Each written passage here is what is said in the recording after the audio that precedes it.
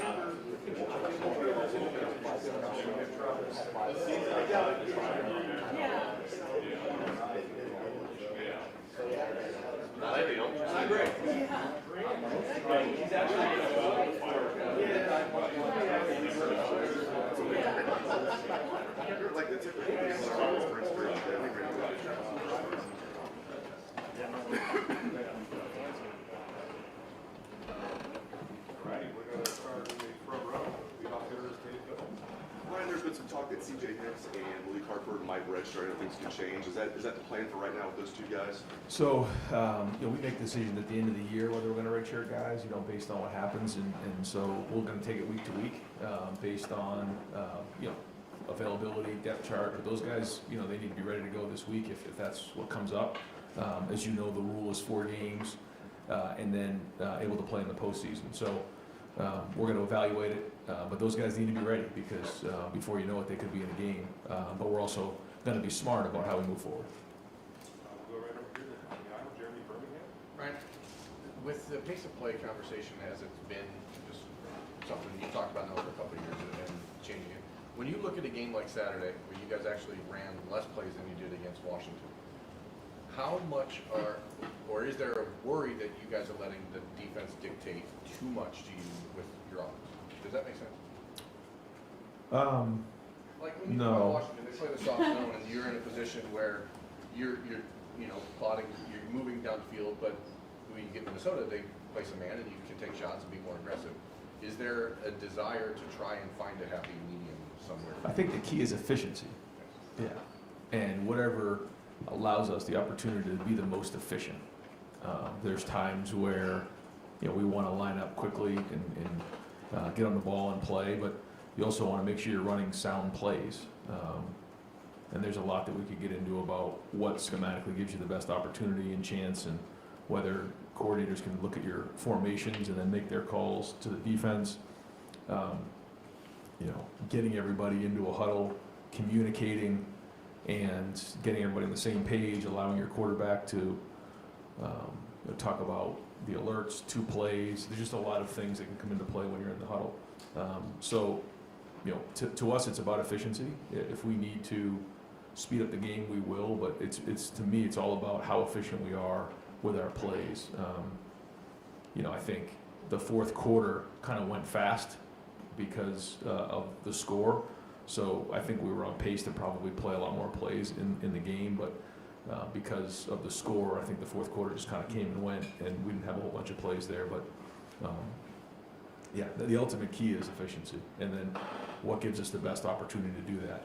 And if it's tempo, we'll do it. If it's not, then we won't. But that's it. And because the game has changed and is changing every week, So we have to make sure we're ahead of it.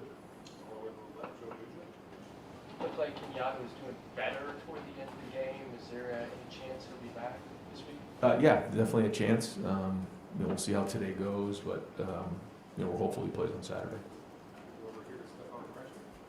You mentioned on Saturday Jeremiah being the best offensive player in the country. How do you kind of go into a game and balance, knowing you want to get the ball in his hands as much as you can, with also knowing if guys like Carnell, Max Clare, and Brandon Innes get going, that it's going to open opportunities for JJ? Like, how do you balance that going into a game?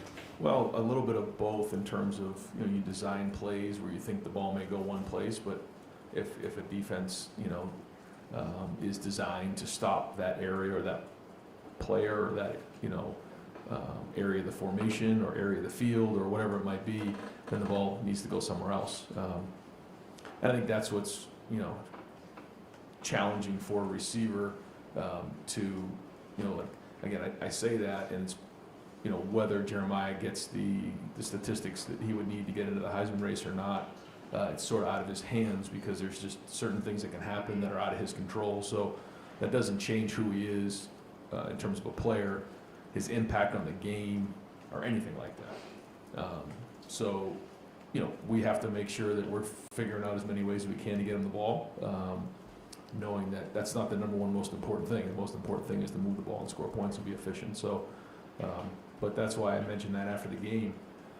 Carnell has done a lot of the dirty work that's allowed, some of the other guys on offense to have success, and then vice versa. Jeremiah, dictates coverage or as a decoy on a play to open up something for Carnell. That's winning football, and that's going to be the key moving forward. And I think you're seeing, guys like Max and our running backs really starting to take strides forward now to make an impact. And we just want to make sure when we go into a game that, based on what the defense is giving us, that we can attack them in that area. When you lose that balance, that's when you put yourself at risk. So whether it's in personnel groupings, running, throwing, styles of plays, we always want to make sure we're on the attack. Second row middle, Bill Landis. Right. That field goal you guys tried was only the 6th 50-yard field goal you've tried since you've been head coach. I know you don't want to be in the business of kicking them, but should you have a kicker that can make it from 50 yards? And was any part of calling it there seeing whether or not Jaden can do it? Yeah, for sure. I think maybe have we tried 3 with him or 4 with him maybe? 3, yeah. We go off what we see in practice, but it needs to show up in the game. I thought that was a great opportunity early in the game for him to make a 50-yarder, a 50-plus yarder. He just missed it. But that's going to be something that, is going to come up here down the road. And like you said, those things got to go through the uprights. At some point during the season, it's going to come up in a big spot. So we like what we see in practice, but it's got to carry over to the game because that's what matters. That's what we get judged on. So we need him to make that kick. It's important. It's an important part of the team. Everybody's got to do their job. Can you expand a little bit, I guess, on the battle you had with he and Jackson in camp? Because Jackson has made a couple 50-yarders in his career. Yeah. It was sort of back and forth early. I thought Jaden really pulled away towards the end of camp. We'll go off what we see in practice, but it's good to know that you have 2 kickers that are capable. Go right behind him, Spencer Holcomb. The way that Zion was played, and the way that Wilson Jr. is providing some depth right now for you, how do you feel like your mind has changed on the defensive line depth compared to when you were talking to your guys? Well, it's similar to some of the other guys that hadn't played before at other positions. There was a little bit of an unknown there, but the more these guys build trust, which is what we're all trying to do on a daily basis within the building. When you go on the field, are you doing your job? And we knew we had to build depth at that position, and we need to continue to work to get better, to build more and more depth, because it's going to get challenged as the season goes on. And so these guys are putting in the work every day, and it's great to see some of them grade out. Some of those guys graded out champions over 80%, and that's got to give them confidence. And so we need all of them. And to answer your question though, like we're nowhere where we need to be anywhere across the board. And if anybody thinks that, like we're setting ourselves up. You've heard me say this before. Like we got a really good opponent that we're playing this week that knows how to win. Brett is as good a coach as there is in the game. He's got a really good staff. His players are tough. They're smart, and they know how to win. and you know, they know how to win games like this. You know, at home, noon game, 11 local time. You know, they're they're really good. So we have to have them, you know, the best week of practice we've had all year, and we got to get on that plane, get ready to play with a ton of energy, and play with a great physicality and fly around, because it's going to be a great atmosphere. I know that, our players know that, and so again, it starts at 2:30 today. But I just think that, you know, all those guys are building confidence, but like, it's got to continue to build week in and week out. And but the good news is we've seen it. It's on film. These guys shown they can do it. So the more we can now consistently do it, that becomes our identity. Obviously, your reputation as a quarterback developer is well known at this point, but it's been different every single time, right? What's necessary for that quarterback on game day. With Julian, it just kind of feels like, maybe I'm wrong about this, but this has been the most ideal scenario that you've had to develop a quarterback. He spends a year sitting behind someone who wins a national title, gets a couple snaps. Obviously, he has a big game early, but you've got a good defense that you can rely on while you're bringing along the quarterback slowly. You're giving him more and more every single week. And just is that a fair assessment there of, when you look at the environment Julian gets to kind of bake in compared to maybe what Kyle had, CJ had, Justin had, maybe this is a little bit more ideal for you to approach it the way you want to approach developing quarterbacks in season? Well, I think every situation is different and every quarterback is different. But at the end of the day, the player has to put it on the field. And you're seeing Julian grow each week. I think you're seeing his teammates believe in him more and more. He's taking more and more command. I think he understands, and it's important for any quarterback to understand what he's surrounded by on both sides of the ball, all three phases, and know, you know, what we need to do to win the game. And if we can continue to do that, then we're going to, you know, have a chance to reach our goals this season. But this is going to be another challenge for him on the road, second road game, another really difficult environment. You know, to me, this is like a top 10 opponent on the road, and you know, he's going to have to play really, really well. This is the next step in the progression. And to say this was the most ideal start for a quarterback, you know, at the time, number one, Texas first game of the year on the road against a team that was the 22 straight games winning at home, is probably not how I would start it. But to your point, having a strong running game, having a good defense, and you know, not being put into positions where he has to come from behind early in his career is good. But you know, that's going to happen at some point. We're going to have to do that. So he's growing every day, and we got to keep you know, giving him more and more to handle. But at the same time, understanding that, you know, this is about winning games, and we want to score every time we get on the field. But it's not just about that part of it either. He's got a good defense. He's got a good running game, and then each game we'll have to go with a game plan that we think gives the best chance to win. Your process, whether it's picking the quarterback, even recruiting him, evaluating it seems very almost, this is you might pace I'm going to work at. It's very thorough. Where did that philosophy come from in terms of the whole process of how you go about evaluating quarterbacks and developing them, essentially get them to the point that now they're on the field and now you're doing it? Yeah, it's not a science, because if it was, you know, these NFL teams and these college teams would have it down, and they'd have an AI app and figure out how to figure out what the best quarterback is, but that doesn't work that way. There's just so many intangibles in place, and I think the more you're around it, the more you see traits in certain guys that are aligned, and then when you work with them, you get a chance to see how they respond to different situations. There's a lot that goes with being a quarterback. There's an intellectual level that has to be at a certain point. There's a spatial intelligence. There's an emotional intelligence in dealing with players. There's, you know, processing of information. There's a resilience. There's just a lot that goes with it. And then there's the physical traits. So over time, you just start to, you know, see similarities, and sometimes you're wrong. And then you have to find the right person that's right for this school, this place, this program, because that's not always you know, easy to find. This, you know, like I've said all the time, Ohio State's not for everybody. But Julian, I think in his mind, has always felt like he wanted to play at a place like Ohio State, where you know, he saw himself in that light. And I think that's part of the process of quarterbacks. Like they see what they want, and like they're just driven, and you can't tell them anything else, that this is what they're going to do. And it's not up for discussion, despite setbacks that are going to come along their process. Ryan, when you prepare for a team that has one outlier performance, I'm talking 63 to 10 against Indiana, how do you explain that? And do you look at that film and say that's stuff that can be exploited, or is it almost such an outlier that you say we don't even take much weight? Yeah, pitch the game, throw it out. It's not who they are.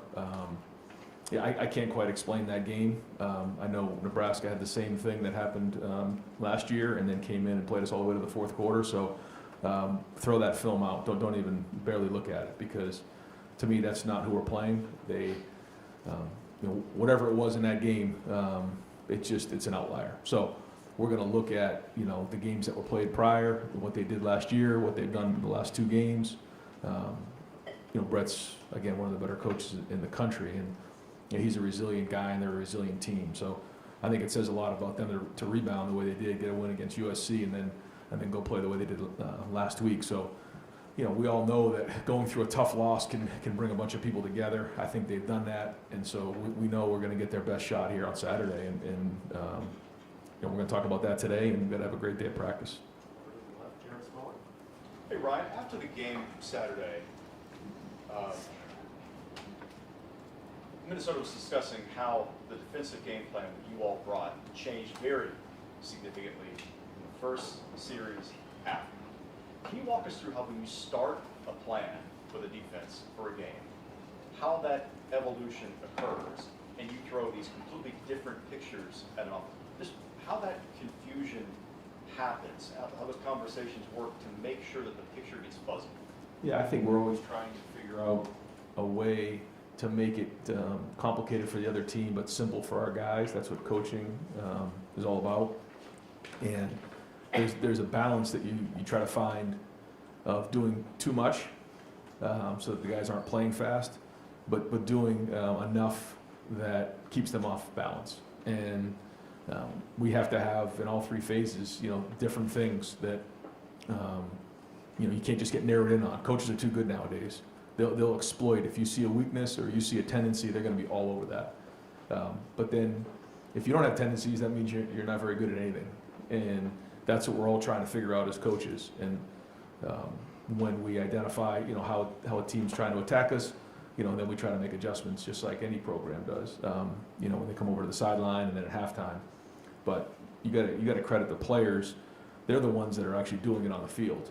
It's one thing to have an idea or have an adjustment, but it's another thing to put it on the field. And so when you have guys like Caleb and Sonny and Arvell and IGB and Kenyatta and Caden who have played football enough and seen it, they have sort of a Rolodex of plays that they can recall to get back to, and then communicate that to the other guys on the defense. So that's the sign of a mature team, when you can make adjustments but then actually execute them on the field. Ryan, there were some opportunities, I think, for Josh Padilla there at right guard on Saturday. I know every week, every position is up for evaluation. Is right guard a spot where you guys are still searching, experimenting, or what went into that process? I think it's more about the work Josh is putting in on a daily basis. This is a guy who plays center and plays guard, and just goes to work every day, and you just watch the way he plays. We do some 1s on 2s, 2s on 1s, and when you watch our second group go out there late in the game, they kind of, we've seen it before, they go out 3 and out, and it's like, okay, these guys went down the field, and I thought that was a good sign just for the overall culture of the team, that we're competing against each other, a lot of good on good in practice. And when we see Josh out there, we just see a lot of good play, and just felt like he deserved an opportunity to get out there and play. We felt like he could go to center, but when you move in the center around, there's a lot that goes with that, with Julian and the communication. So we wanted Josh to get some work at right guard, because we feel like he's earned that opportunity. Did great out too, but Tegri did as well, so that's all a good sign. So when guys deserve to be starters, whether it's at offensive line or another position, we want to try to get them in the game. So we'll keep evaluating on a week-to-week basis. Right, you just kind of mentioned this about about Julian, but one thing that stands out, it seems like these first 5 weeks in his performances is he's just in full command, it seems. Command keeps on coming up. But command's a very broad word, so I guess I ask you, what does command look like in your eyes? What does that mean? What all does that entail? Well, I think it's competency. You always hear me talk about building trust, but it's true. Like, you know, do the guys around him trust him? Trust all of us. Trust me. Trust the coaches. Trust each other. And the first is your character, who you are. Then it's your connection with people. But a big part, especially a quarterback, is your competency. Like, do you know what you're doing? So he and Billy do a lot of work. Lincoln, you know, the quarterbacks. You know, I'm in there a good amount of time, and we're making sure that like nobody knows the offense better than the quarterback. Center, tight. I mean, there's a lot of guys that know the offense, but the quarterback, when he gets in that huddle, he knows exactly what's going on. And some of those play calls are like paragraphs. So like by the time we get done with that break, I'm like he gets like a round of applause in the back. Like I don't know if I could remember that because I'm reading on a script. He's hearing his ear and then he rips it off. You know, and Will kind of had that last year where like he would rip it off, and I'm telling like 15 words, and like when he broke, like the guys were like, "Great job, Will," because that was not easy, man. Holy smokes! But that Julian picked that up, and so he can recall it fast, calls it in the huddle on one, ready to break. Everyone breaks the huddle. It's just like this feeling of like, all right, we got this. Whether it's two or three plays in the huddle, or some sort of tip to the guys on what's going on. Understanding down and distance, personnel, what the situation is. So the communication is really where that comes into play. But to me, they have to believe that the leader knows what he's doing and he can do his job. And then the last C is consistency. You got to do it day in and day out. And I think that's a big part of the command. And then at the line of scrimmage, having the body language, just the overall demeanor that I'm in charge of this thing. And he's growing every week with that. And I think with that is confidence too, like knowing that you can do it. Did you break camp expecting that that was the case, or is that something where you have to see against live bullets on film before you know for sure? It's built over time. We saw certain things in practice that we were encouraged with, but you don't know till you're in a game. And to see the way he's responded in already some big moments in this first whatever quarter of the season, then we can build off of that. And I think people see that and get excited about it because it's just the beginning. A long way to go, but it's very encouraging. You obviously are pleased with the way the team has played. Unlike other teams, you haven't stubbed your toe. But every time you talk about the success, you kind of measure with fighting complacency. How big a battle is that in your mind? Is that almost the number one priority now? Is don't let these guys think they're that good because we got a long road ahead of us? Yeah, it's every time I hear somebody say, you guys are doing great or anything like that, like I just feel like we're getting set up. That's just the way that I look at it as a coach, because I just feel like it's our job as coaches and leaders to make sure like guys understand that we say ignore the noise. You've heard that before. Usually they're talking about adversity. I'm using it right now with our guys because all of a sudden, everyone thinks you're the number one team in the country and you've done all these things. We haven't done anything yet. We haven't accomplished a thing. And so the only thing that's going to matter is who gets better week in and week out. And it's just easy nowadays because of the media, because of their phones, because of everything that comes with it. You can start reading your press clippings and you can start feeling pretty good about yourself, and then all of a sudden you get knocked out. You don't realize it. So we cannot let that happen, and the coaches and the leaders and all those guys are determined not to let that happen. But that's because it's not about the score, it's not about the opponent, it's about us and our training and our foundation, and that's got to be the focus. It's the process over the results. And so but the tricky thing is you got to bring it every week. But these are still 18, 19, 20-year-old men. They're young men, but they're not pros yet. Although the world's changing, we have to make sure that they understand that. And when you haven't been through that before, I talk to the guys all the time. There's wisdom, and if you can just listen to the people that have been through it before, like we have a lot of great coaches with great wisdom. And I suggest to our players all the time, ask them what it's like, because they've been through the ups and the downs and everything in between. And this is going to be a long season, and we have to bring it. Every single team we play, including this team, who's a very good team, can knock you off if you're not on your game. And this has to be the best game we played all season, and that's the other part. It can't just be like what we did last week. The team we were last week is not going to be good enough. We've got to be better in a lot of areas. And if that's the approach, we're going to have a chance. To say that we haven't had that approach up to this point would not be true. I think we have, but we got to keep pushing. And the minute, you heard me say that, the minute we think we got this figured out, we're about to get it, and we can't be that way. Now, I have not seen that, so that's good, but we got to stay on it at all times. And one question for the linebackers. Both Arvell and Sonny are big, athletic, rangy, instinctive. How much flexibility does that give Matt to be able to move those chess pieces around with those guys? A lot, yeah. Sonny went from, the back end to the front end, and then, now you can see him do things on the edge. Arvell went from linebacker to playing on the scout team defensive end, and now he's back at linebacker. So these guys have multiple, a history of playing multiple positions, and that's exciting because whether it's coverage, blitzing off the edge, playing man-to-man, lining up on an offensive lineman and a pass rush, those types of things, there's just a lot that you can do with them. And the more versatility you have, certainly the harder it is for a defense to recognize what you're doing. And Matt always done a great job of that. He's got a great history of that. So it's been great to hear him talk about some of the guys he had in New England, Jamie Collins, Hightower, these different guys that he sees different things he's done in the past that he can utilize with the players that we have, but then also maybe some new things that he's done or seen in the past. So, but that's the key is putting our guys in a situation to be successful. So, we're going to start again from scratch here on Tuesday. Coach, you've talked about in the past the importance of fast starts. How about this Saturday there? And is there anything you guys can do as a coaching staff to help push that along? I think just giving them a clean plan and really emphasizing efficiency, and finishing the drives. I think that's important, and that's what we're going to do. Because to your point, I think a couple of the games we started okay, but we haven't been great. I think we can start better. And when you're on the road in an environment like this, you definitely want a fast start.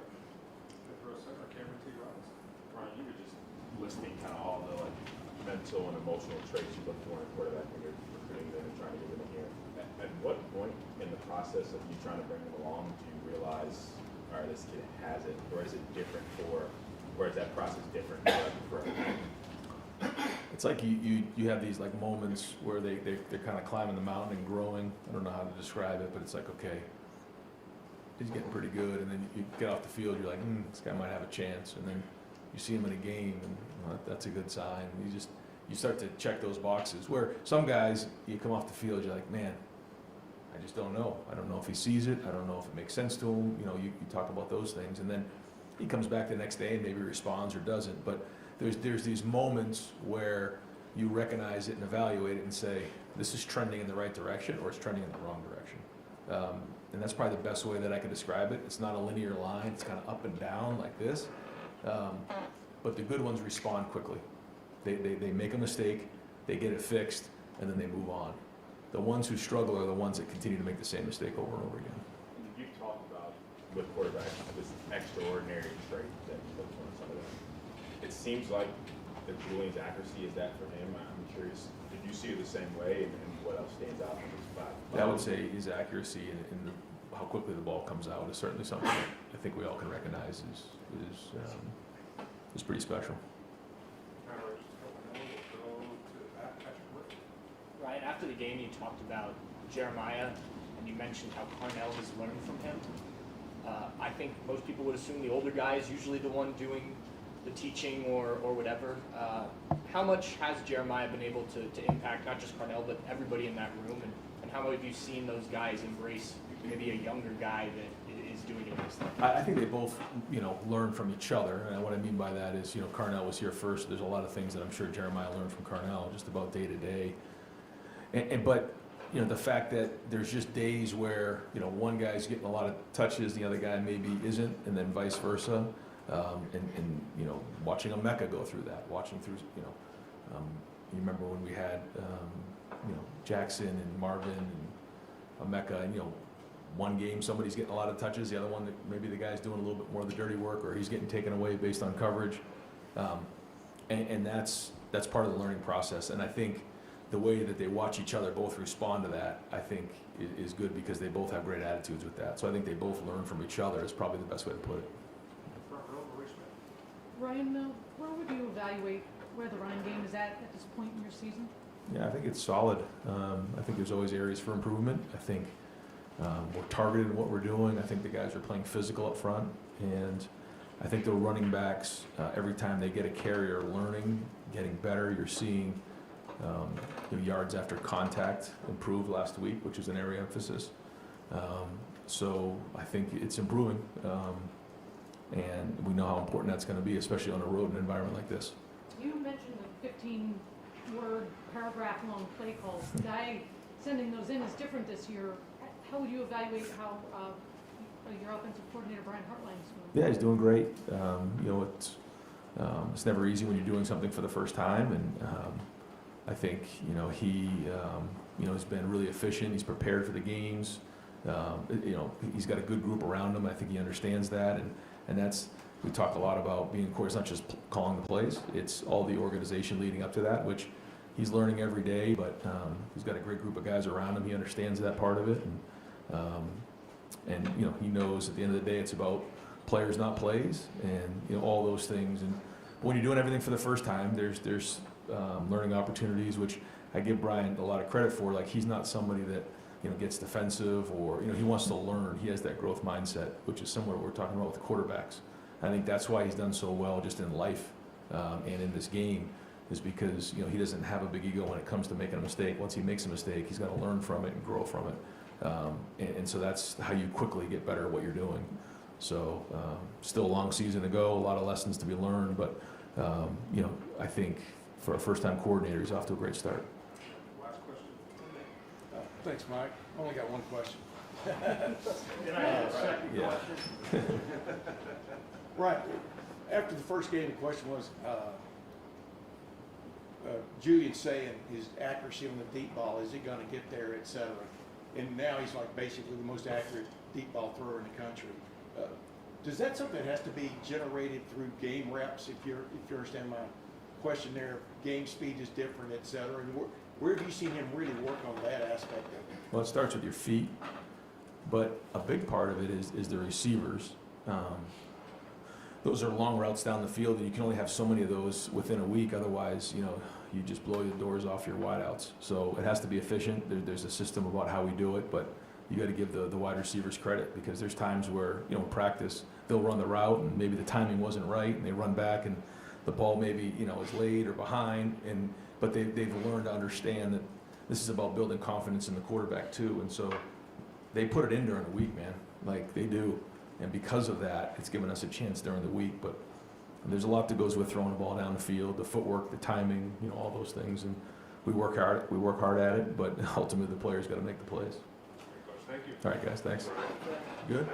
No. All right, what do you got?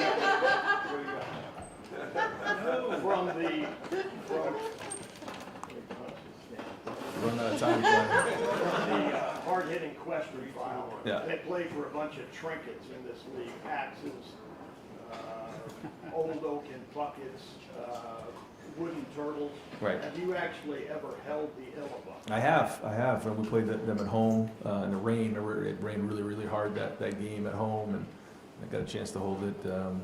Great tradition, two great programs. So I'll make sure that the players know about it. Did those groups come and give little pep talks? Hey, we got to keep this thing, be service academies or anything like that? Yeah, I'll give the pep talk on that one. Yeah.